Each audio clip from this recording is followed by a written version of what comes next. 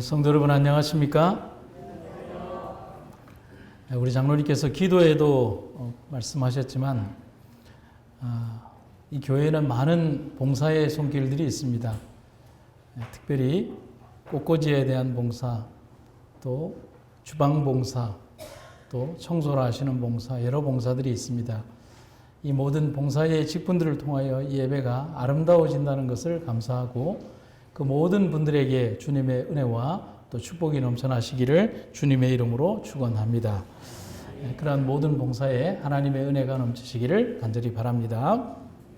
오늘 저는 올바른 그리스도인으로 살기라는 제목으로 마태복음 5장에 있는 기별을 가지고 함께 은혜를 나누도록 하겠습니다. 근데 여러분 보시면 알겠지만은 제목이 조금 불편하지 않습니까? 올바른 그리스도인으로 살기라는 말은 올바른 그리스도인으로 좀 안 사는 것 같으니까 그렇게 살자는 느낌 같습니다. 왜냐하면 그리스도인이라는 명칭 자체가 가지는 의미는 올바름과 정의를 이미 내포하고 있습니다. 그렇게 살자, 또 살아가야 한다라고 굳이 표현하지 않아도 그리스도인이라는 그 이름 자체에 이 모든 것들이 다 포함되어 있기 때문에 그렇다는 사실입니다. 흡사 뭐와 같으냐 하면 오호철 그러면 이미 미남이라는 단어가 포함되어 있는 것과 같은 것이죠. 뭐 그렇게까지 반응하실 필요는 없지 않습니까? 그런데 굳이 제가 이 제목에서 올바른 그리스도인으로 살아가자고 하는 것은 실제적인 그리스도인의 삶이 어쩌면 그렇지 않다는 것을 우리가 전제로 하는 것이기 때문인 겁니다. 상당히 불편한 제목입니다. 하지만 이런 불편한 제목을 선택한 것은 우리들 스스로 혹시나 있을지도 모르는 올바르지 않은 그리스도인 삶을 개선하고 개혁하지 않으면 열매 없는 나무, 곧 잎만 무성한 나무가 되어서 주님의 판단과 심판을 받을 것이기 때문에 그렇다는 사실입니다. 그래서 하브너라고 하는 신학자는 이런 말씀을 하고 계십니다. 교회에는 녹슨 교인이 많은데 그것을 닦지 않고 있는 이는 더 많다. 참 의미가 남다르지 않습니까? 교회에는 녹슨 교인이 많은데 그것을 닦지 않고 두는 이는 더 많다. 현대 교회 성도의 심각한 영적 상태를 가장 적절히 묘사한 문장이라고 아닐 수 없는 겁니다. 그리스도인이라는 이름은 그 이름 자체가 너무나 명예롭고 아름다운 이름이자 고통스러운 결과로 얻어지는 이름이 그리스도인이라는 이름입니다. 그래서 이 그리스도인이라는 이름이 성경에 어디에 처음 등장하느냐 보면 이렇게 나오죠. 제자들이 안디옥에서 비로소 그리스도인이라 일컬음을 받게 되었더라. 사도행전에요. 그리고 베드로전서 4장 16절에 만일 그리스도인으로 고난을 받으면 부끄러워하지 말라.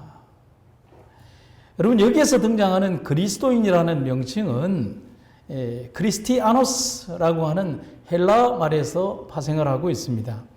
뜻이 뭐냐면 그리스도를 따르는 사람, 그리고 그리스도를 닮은 사람, 혹은 작은 그리스도를 일컫는 용어가 바로 크리스티아노스라고 하는 말입니다. 이 명칭을 얻고 그 이름에 걸맞게 살기 위해서 그리스도인들은 많은 희생을 치러야만 했고 그 희생의 결과로 그 이름이 탄생하게 된 거라는 사실입니다. 왜냐하면 처음부터 이 이름이 주어진 것은 아니기 때문인 겁니다. 역사 공부를 조금 해보면요. 로마 제국의 입장에서 봤을 때 기독교와 유대교는 구분하기가 어려웠습니다.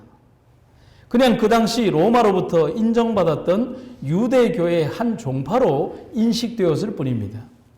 그러다 그리스도인이라는 이름으로 불리게 된 것은 로마로부터 인정받았다기보다는 유대교와는 다른 불법 신흥 종교로 취급받았다는 겁니다. 황제 숭배에 대해서 유대교가 예외성을 인정받았던 것은 민족 종교로 취급받았기 때문입니다. 그때 당시에 유대인들은 그렇게 많은 핍박을 처음에 받지는 않았어요. 왜냐하면 그들이 가진 민족 고유의 종교다.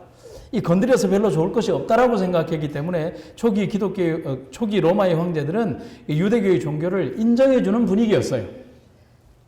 로마 정부가 지향한 외래 종교와 민족 종교에 대한 관대성 때문에 그렇게 했다는 겁니다.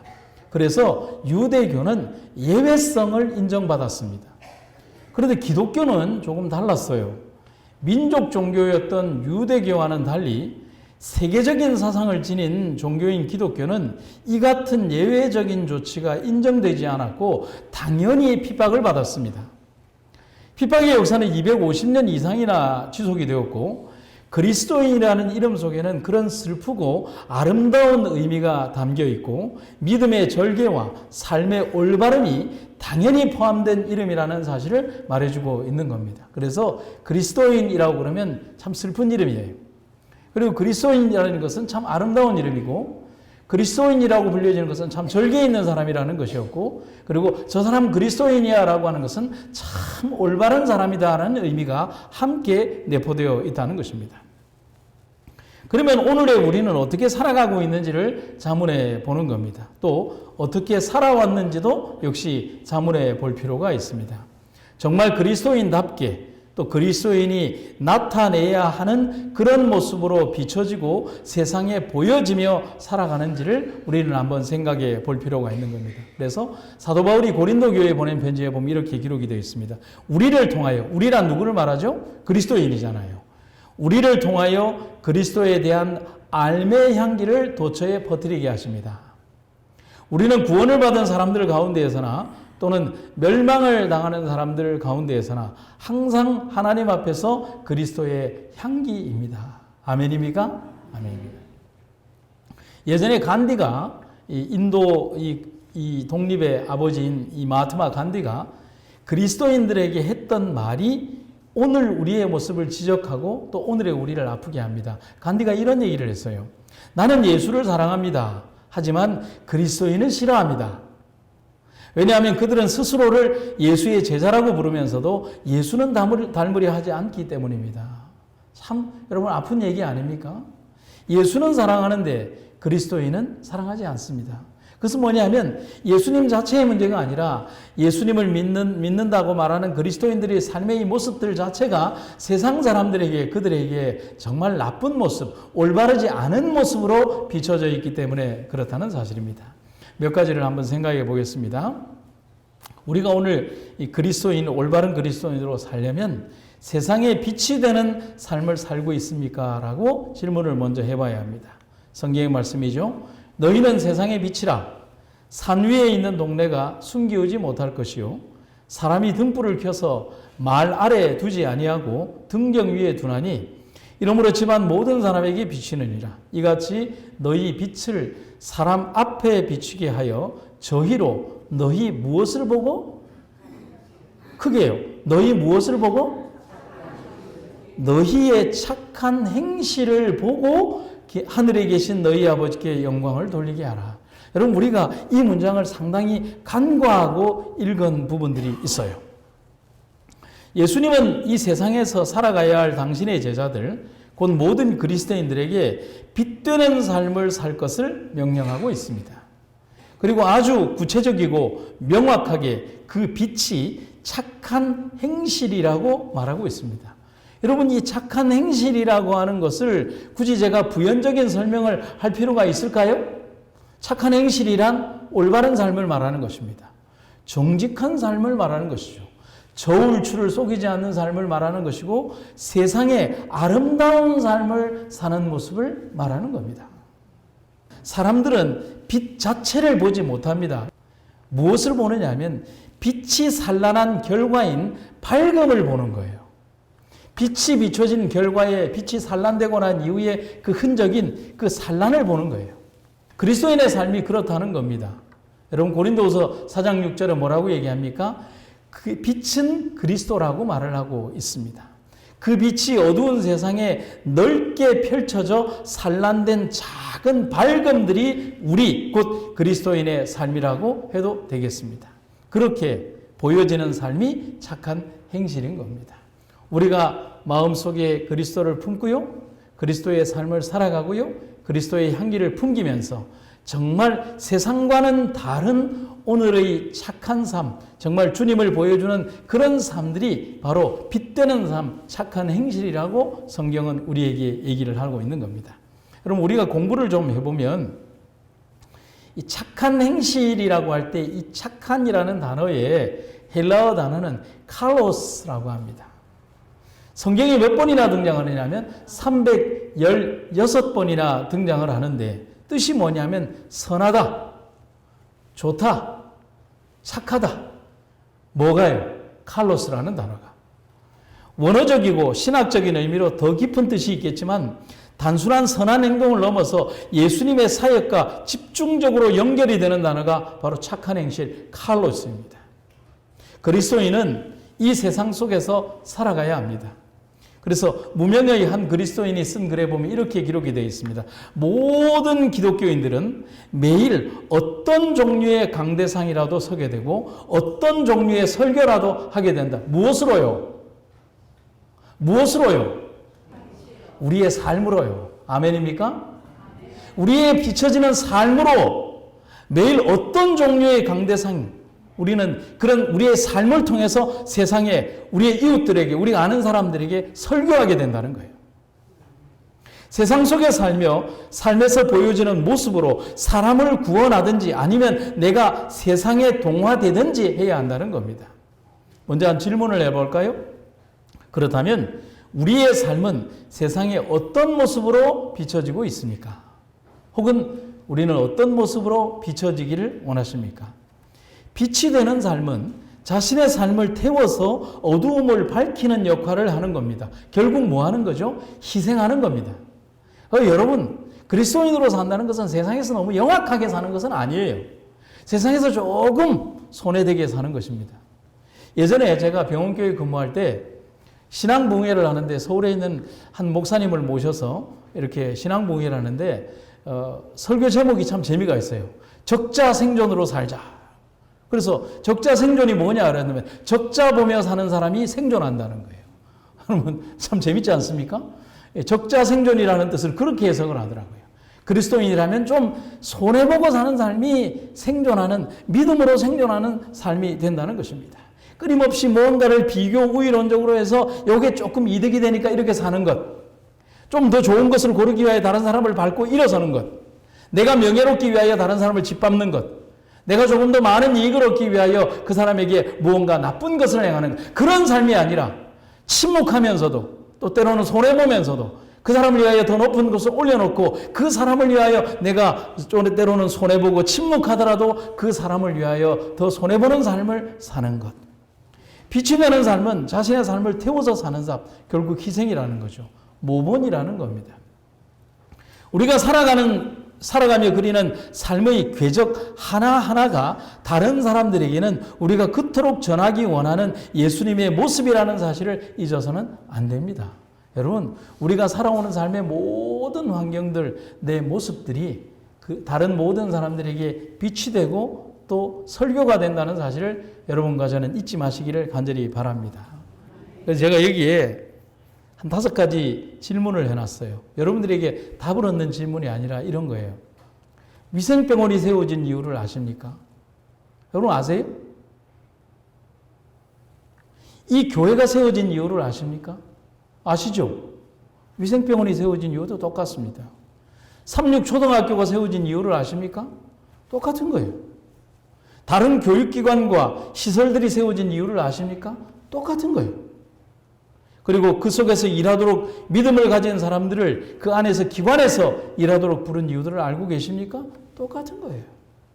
위생병원이 세워진 이유, 초등학교가 세워진 이유, 교육기관이 세워진 이유, 대학교가 세워진 이유, 출판소가 세워진 이유, 영어학원이 세워진 이유, 수없이 많은 기관들과 교회가 세워진 이유는 그들 속에서 그 기관과 교회나 그 구성원들 모두 다가 세상에 빛되는 삶을 살게 하기 위하여 단순한 돈벌이가 아니라 그들 세상 속에서 가난하고 헐벗은 자들을 구원하고 그들을 이끌게 하기 위한 목적으로 하나님께서 그 기관들을 세워주셨다는 사실인 것입니다. 제가 이 질문을 드리는 이유는 오늘날 우리가 돌아본다면, 답을 말씀드린다면 우리는 그렇게 알고 있지만 세워진 그 이유대로, 정말 하나님이 원하시는 그 이유대로 우리는 살아가고 있는가, 그 기관들은 올바로 운영되고 있는가라고 우리 스스로에게 질문해 보아야 한다는 것입니다. 한번 좀 우리 오늘 빛으로 돌아가서 빛의 가장 큰 특징은 뭘까요? 직진성이죠. 빛은 구부러지지 않아요. 굴절하지 않습니다. 빛이 굴절하지 않는 것처럼 그리스도인 삶은 절대로 경제적인 논리와 이기적인 계산법 혹은 인간의 욕심 때문에 구부러져서는 절대로 안 된다는 것을 말해주는 겁니다. 그리스도인이 세상에 보여주는 삶의 궤적 역시 정치, 문화, 경제적인 이유로 마음대로 굴절되지 않는 그런 삶을 보여주어야 하는 것입니다. 여러분, 그리스도인으로 살아간다는 것은 바로 올바르고 강직하고 정직하며 세상에서 변하지 않는 하나의 자와 척도처럼 살아가는 것이 그리스도인이라는 삶인 것입니다. 그래서 그리스도인은 달라야 합니다. 어떻게 해요? 세상과는 달라야 한다는 사실입니다. 세상의 논리와는 방법과는 다른 삶이자 또 그런 삶이 그리스도인 삶이라는 것입니다. 그리스도인은 세상 속에서 그런 다름을 보여주어야 합니다. 그 다름은 하나님을 모르는 사람들이 가지는 일반적이고 보편적인 상례화된 거짓말과 상술들을 그리스도인은 하지 않는 것을 말하는 겁니다. 진실의 아래에서 벌어지는 잘못되고 속이는 행동을 그리스도인들은 하지 않는 것을 말하는 겁니다. 진실이 아니라면 모든 사람들이 모두 예라고 말할 때에도 아니오라고 말할 수 있는 사람이고 모든 예들이 아니오라고 부정할 때에도 예라고 말할 수 있는 정직함이 있어야 합니다. 여러분, 제가 지금은 말할 수 있는데요. 제가 이 경북의 한 시골에서 한 7년을 목회를 할 때 참 가슴 아픈 얘기를 들은 게 있어요. 그곳이 농사로서는 돈을 많이 벌 수 있는 게 아닌데 이 돈을 많이 벌 수 있는 작물이 하나 있어요. 송이버섯입니다. 송이버섯을 채취를 하면 돈을 많이 벌 수 있어요. 지금은 키로당 얼마 하는지 모르지만은 그때 당시 최고가로 이 송이를 채취할 때 1kg에 한 60만 원씩 갈 때가 있었습니다. 1등급 송이가요. 그럼 그 1등급 송이가 여러분 피지도 않고 적당한 크기의 송이가 한 6개에서 8개 정도가 딱 그 안에 들어가면 1kg가 되는데 그러면 한 개가 얼마라는 거예요? 한 12만 원 정도 가는 거예요. 요만한 거 한 개가. 나는 송이버섯 별로 안 좋아해. 나는 새송이를 좋아하지.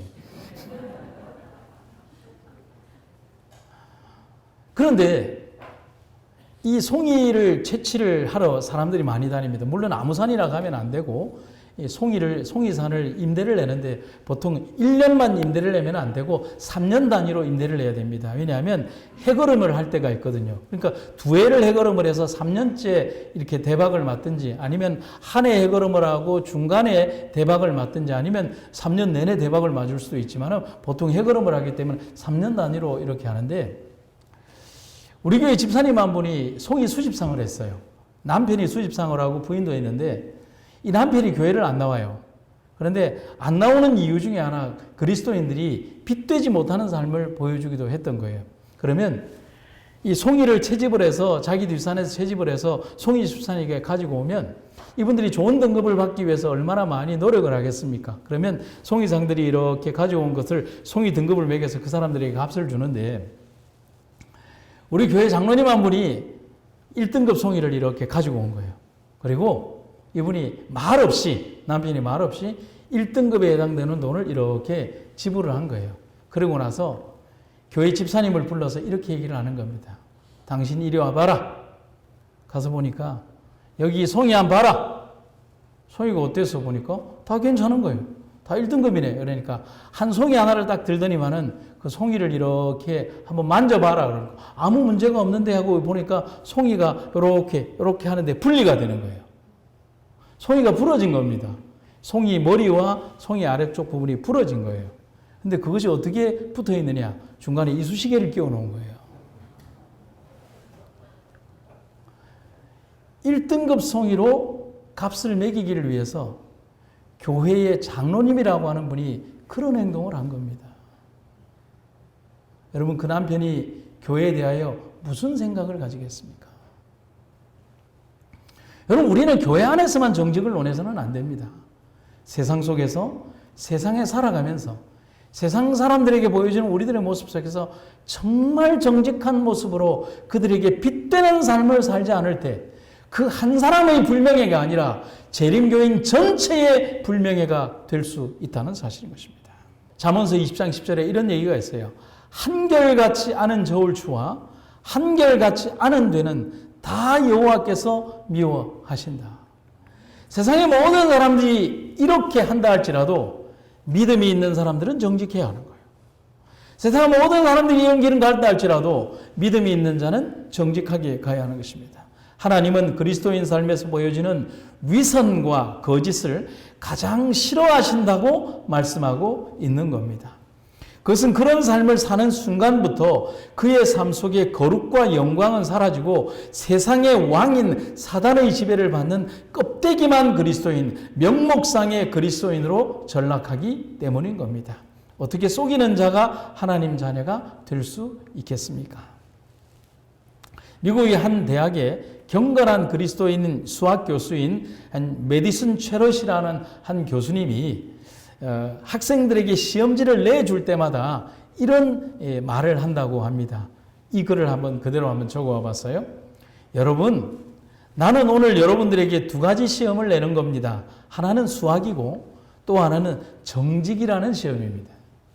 여러분이 수학 시험에 통과하는 것은 여러분에게 일시적 성공을 약속합니다. 그러나 이 정직의 시험에 통과하지 못하면 여러분은 삶에서 진정한 성공을 기대할 수가 없습니다.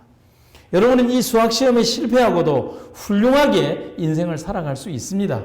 그러나 만약 정직의 시험에 실패하면 보람 있는 삶을 기대할 수 없습니다.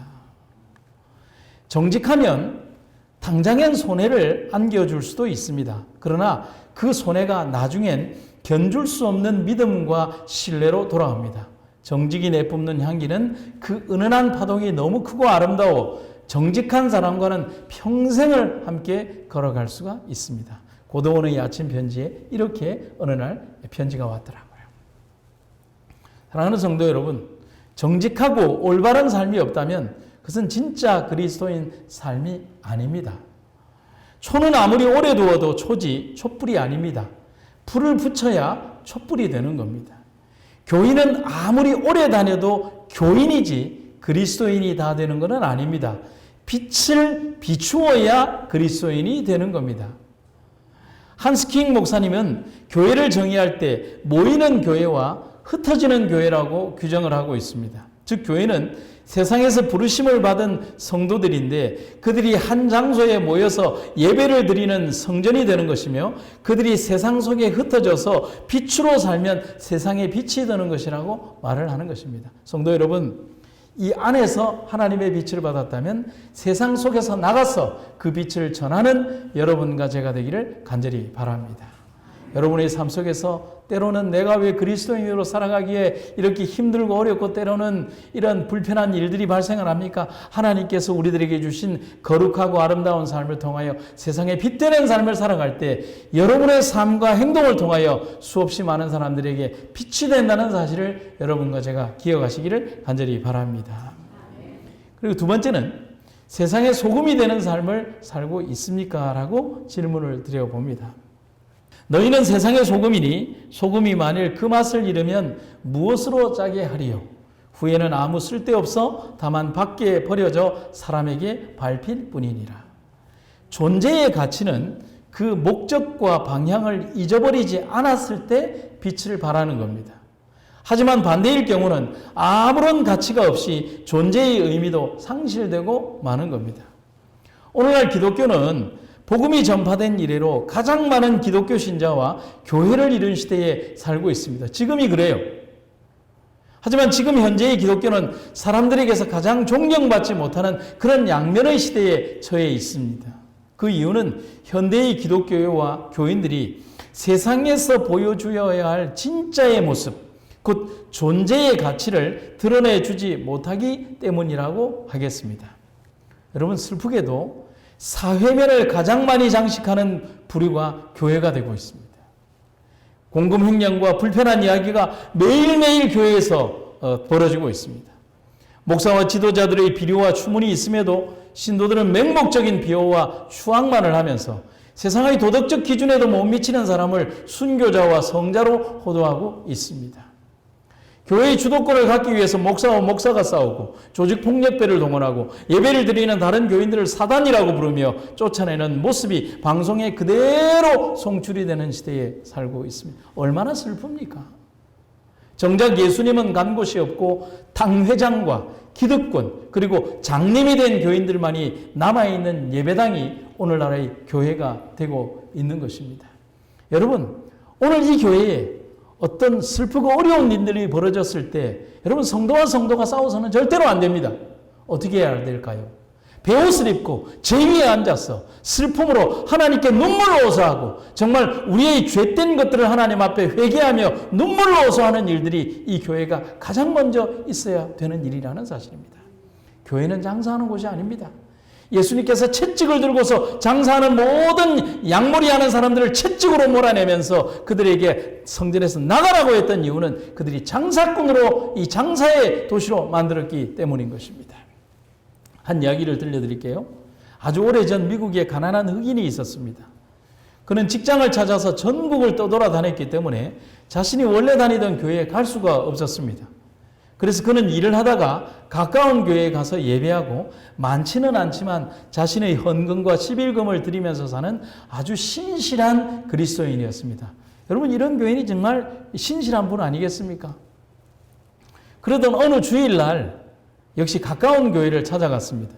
그런데 입구에서 건장한 백인 집사가 못 들어오게 막는 겁니다. 그 이유는 그 사람들이 흑인을 못 들어오게 하면서 이렇게 얘기를 해요. 여기는 백인 전용 교회입니다 라고 하는 겁니다. 실제로 미국에는 이런 교회들이 있습니다.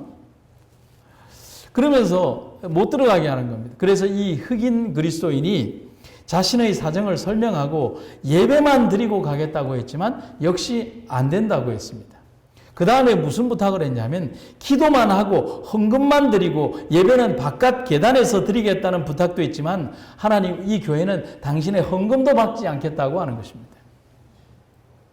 결국 그는 그 주일날 교회에서 쫓겨나게 되었고 다른 교회도 찾아갈 시간이 되지 않아서 가까운 공원에서 교회의 그 하얀색 예쁜 십자가 종탑을 보면서 혼자 예배를 드리게 되었습니다. 교회 못 들어가니까요. 눈물이 났습니다. 예수님께 죄송했습니다. 그리고 자기가 그렇게 할 수밖에 없는 사정을 한탄을 하면서 주님께 간절한 기도를 드렸습니다. 그런데 기도하는 중에 눈을 떠서 보니까 자기 옆에 예수님이 서 계신 겁니다.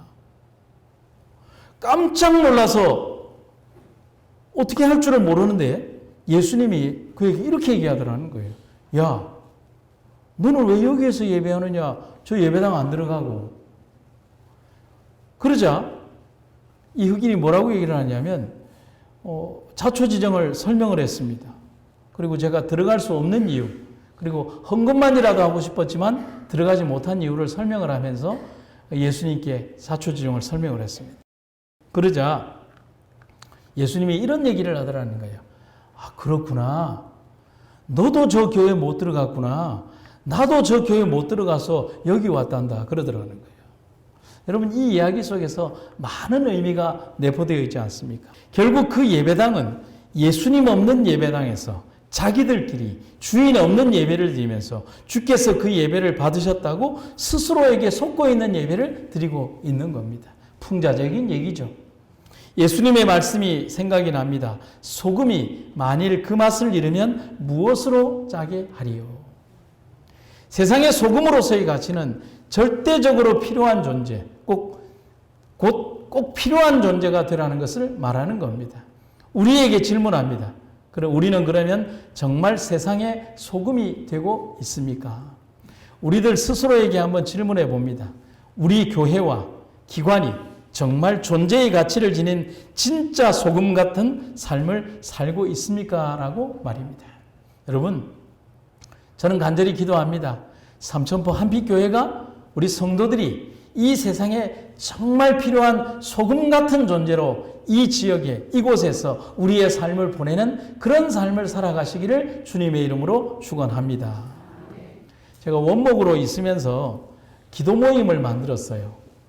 하도 이 병원에서 바쁘게 살다 보니까 이 직원 신자들이 한 5%도 안 되는 직원 신자들이 기도할 시간이 없는 거예요. 그래서 수요일 점심마다 모여서 우리가 도시락 줄 테니까 와서 밥 먹는 시간 아껴서 우리 기도하라도 하자. 그래서 모였어요. 그러니까 한 20명, 30명이 모이는 거예요.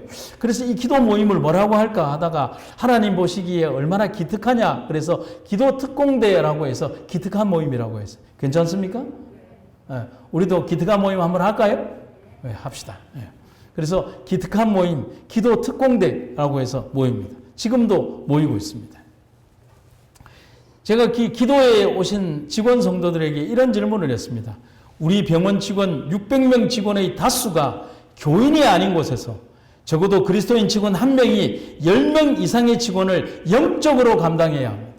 그렇다면 우리는 안 믿는 그들에게 감동을 주는 삶을 살고 있습니까? 아니면 그들이 그리스도인인 나 하나 때문에 너 때문에 교회 안 간다는 소리를 들어야 되겠습니까? 다시 말하면 우리는 하나님을 모르는 사람들에게 소금 같은 존재인지 어두움을 밝혀주는 빛과 같은 삶을 사는 그리스도인인지를 물어보아야 하는 것입니다. 우리의 모습에서 세상의 평가보다 못한 인격과 언어와 행동과 모습과 탐욕과 거짓을 본다면 우리는 누구도 구원하지 못하는 그런 사람들, 소금이지만 맛이 나지 않는 필요 없는 존재가 되어버린다는 사실입니다. 슬프지 않습니까? 그런 결과로 바깥에 버리워지는 맛을 잃은 소금이 되지 않기를 간절히 바라는 것입니다. 여러분, 그러면 이때 당시에는 왜 소금이 맛을 잃는다는 것은 무엇이고 소금이 맛을 잃으면 왜 바깥에 버릴까요? 한번 찾아보니까 재미있어요.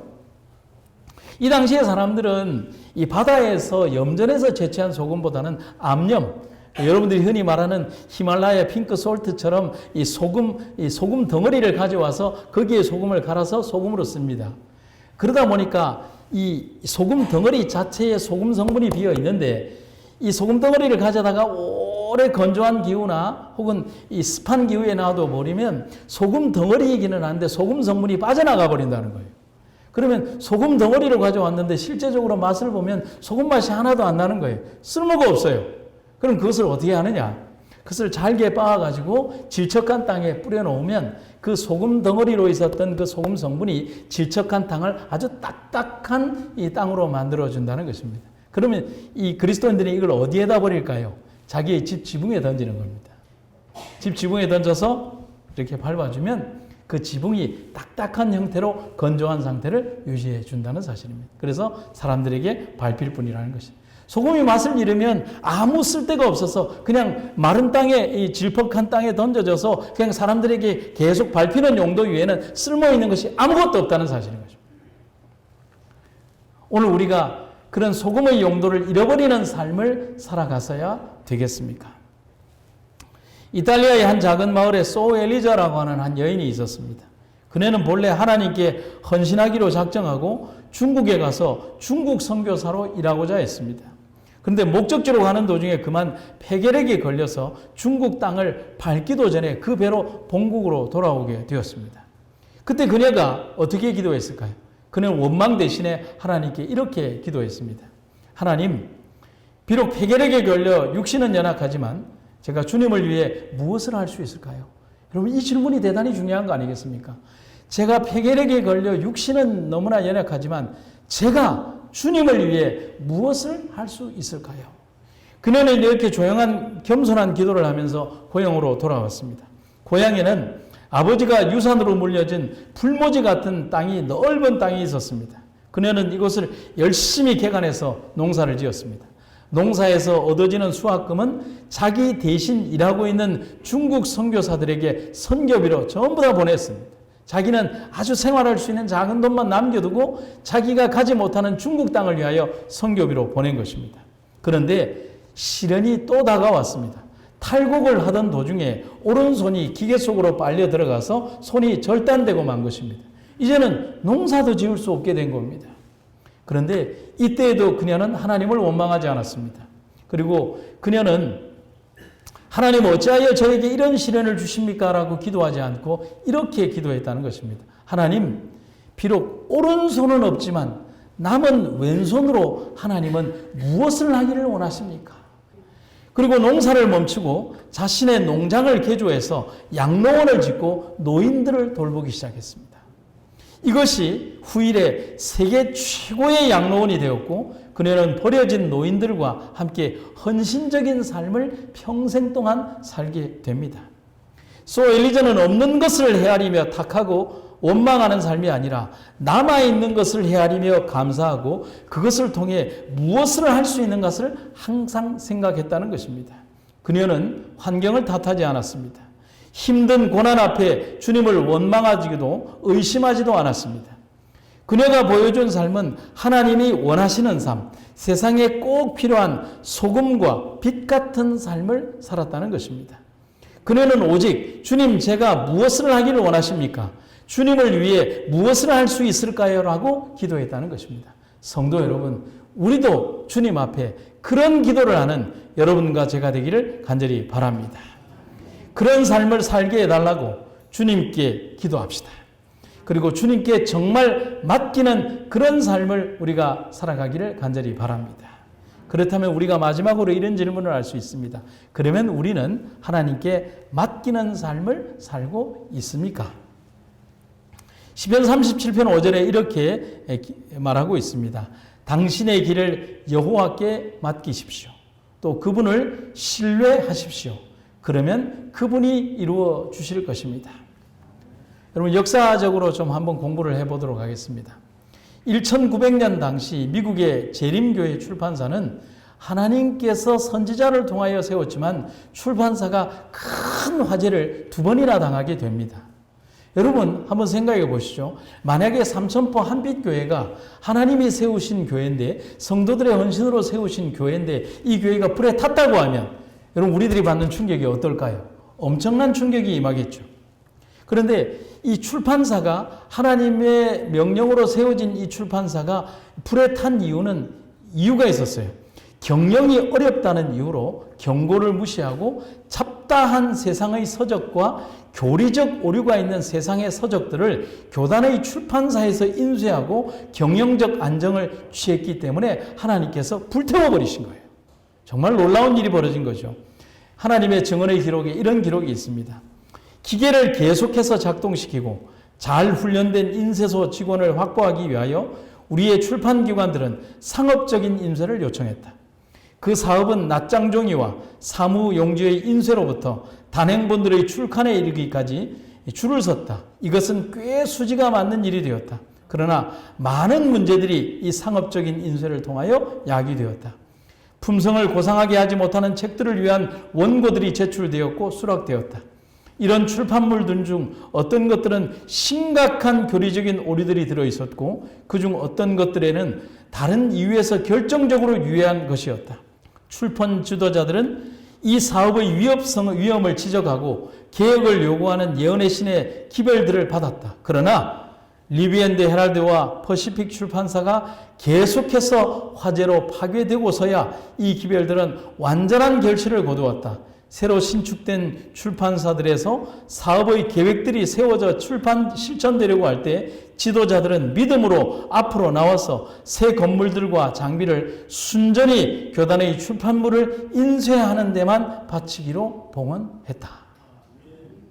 사랑하는 성도 여러분, 하나님이 세우신 기관은 가장 숭고하고 아름다운 목적으로 세워진 것입니다. 그리고 그러한 목적을 위하여 그리스도인 교육자들을 부르고 계십니다. 하지만 그 원래의 사명을 잊어버리고 세상적인 경영과 방식으로 이익을 위하여 기관이 운영될 때 하나님은 경고에 경고를 주시며 심판하시는 것입니다. 그 대표적이고 상징적인 사건이 바로 두 출판사의 화재 사건이었습니다. 우리가 세상 속에서 올바르게 산다는 것은 그리스도인 개개인으로부터 그리스도인 가정 그리고 교회와 기관들이 말씀과 증언의 기별에 올바로 운영되고 경영되는 것을 말하는 것입니다. 참된 그리스도인에게 주어진 가장 중요한 평가의 기준은 그 입에 거짓이 없고 거짓을 말하지 않는 것임을 분명히 경고하고 있습니다. 하나님 앞에서 가장 순결하고 정직한 그리스도인으로 설 때 하나님은 그를 통하여 가장 위대한 그리스도인 사업을 이루시고 마감하실 것입니다. 저는 그것을 분명히 믿습니다. 마지막 날 환난과 흔들림이 이르러 올 때 자신을 변호하는 더러운 선택과 비겁한 선택을 하면서도 자신의 죄가 무엇인지조차 모르는 어리석은 사람들이 되어 멸망당하지 않고 오직 하나님의 보고 안에서 때로는 아름다운 순교의 시간에 든다 할지라도 하나님 편에 서는 그런 그리스도인들로 남기를 간절히 기도합니다. 이스라엘의 역사에서 반복되는 가장 큰 실수는 하나님께 맡기는 것을 잊어버렸을 때였습니다. 그것을 잊어버리거나 인간의 욕심이 개입되면 하나님을 빼고 자기가 하려고 하고 자기가 했다고 합니다. 그래서 실패했습니다. 그래서 아픔을 겪었습니다. 그래서 올바르지 못한 삶을 살았습니다. 하지만 기억하십시오. 맡기면 모든 것이 가장 완벽하게 이루어집니다. 그것이 하나님의 약속이며 명령입니다. 그것이 그리스도인으로 가장 올바르게 사는 것임을 여러분과 저는 기억하시기를 간절히 바랍니다. 여러분, 제가 아주 오래전에 한 무명의 그리스도인이 남긴 그리스도인이라는 짧은 시 한 구절을 제가 알고 있습니다. 너무나 감동적인 시기라서 여러분에게 읽어드리도록 하겠습니다.